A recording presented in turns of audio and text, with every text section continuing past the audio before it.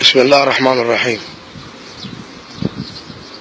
السيد وزير المالية بدر الدين محمود كاتب في قرية اليوم، قلت لو ما جيتوا، لو ما جات الانغاز سنة 89 كنا حنكون في المقابر، ونحن هسه ما في المقابر.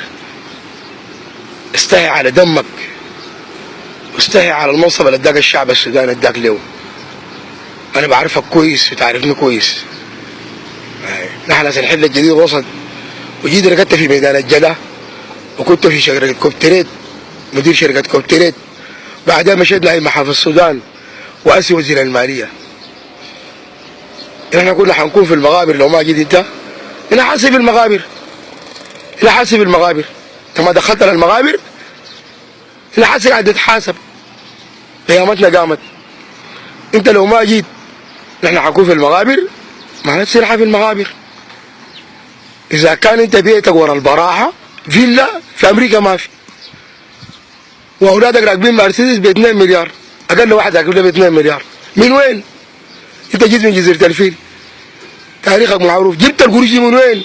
والناس اللي حولك اهلك اللي سكنتهم حولك ديل كلهم ديل جنبك ديل، من وين جبت القروش؟ نكون واضحين. الواحد يحاسب نفسه قبل ان يحاسب. بتتكلم بتقول السودان ما تعرفوا ليش انتوا؟ انتوا لو عندكم حبه وطنيه ولا حبه دم كان قدمتوا استقالتكم. كفايه اكلتوا استحوا على دمكم واخشوا الله الواحد الاحد. انا بوجه لكم الرساله الثالثه، وانا موجود جوا الحله الجديده ومعكم بقاتل من الداخل. معكم موجود جوا الحله الجديده بقاتل من الداخل. جوا الحله الجديده وبقاتل من الداخل. انا موجود، خالد عبد الرحمن فرح موجود في ميدان الجلجه والمركز الصحي، والان موجود. داير شوفوا حتعملوا شنو.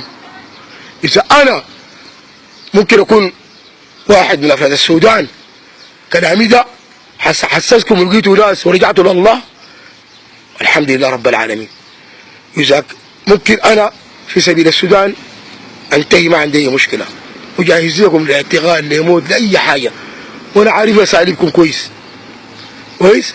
لكن يا بدر الدين محمود يا وزير الماليه، لو بعد الخطاب بتاعي ده ينتهي واليوم انا بخاطبك وحارسه لك، استحي بقول لك